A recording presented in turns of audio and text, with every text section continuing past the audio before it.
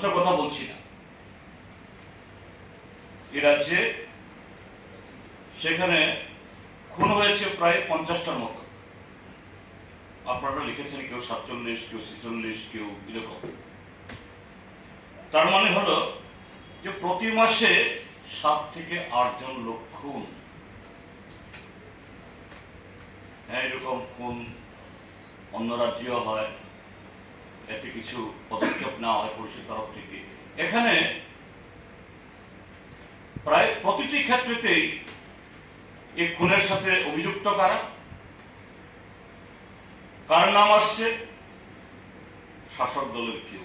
যে মাত্র শাসক দলের কেউ নাম উঠে গেল, পুলিশ আর এক কদমে করি না, ধারা পাল্টে যায়।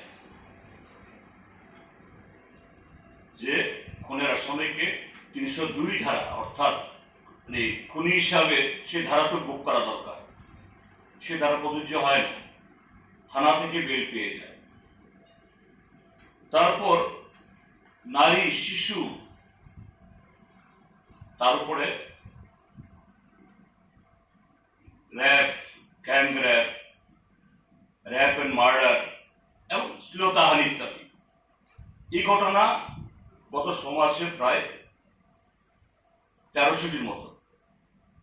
তার মানে দিনে, কারণ মহিলাদের উপর এরকম ঘটনা হলে পরে সবটা রিপোর্ট হয় না এখনো আমাদের সমাজ ব্যবস্থা যেরকম, আর রিপোর্ট হলেও যেহেতু অ্যাকশন হয় না, অনেকেই আসে না, কিন্তু তারপরও আমি বলবো এই সংখ্যাটা কম। দিনে 7 থেকে 8টি ঘটনা হচ্ছে প্রত্যেক দিন। এবং এক্ষেত্রেও অপরাধী খুঁজতে বেরোলেই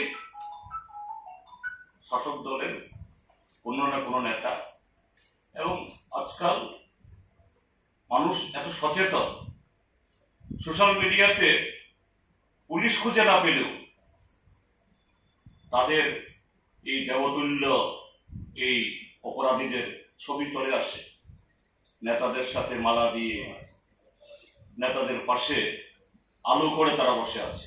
এবং এই ক্ষেত্রেতেও কোথাও তার কোনো হিল্লে শেখানো হয় না, ধরা পড়ে না।